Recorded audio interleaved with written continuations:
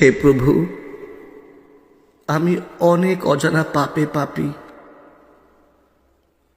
আজ নতমস্তকে তোমার চরণে নিজেকে নিবেদন করছি। তোমার দাস হিসেবে আমাকে একটু ঠাঁই দিও তোমার চরণ তলে।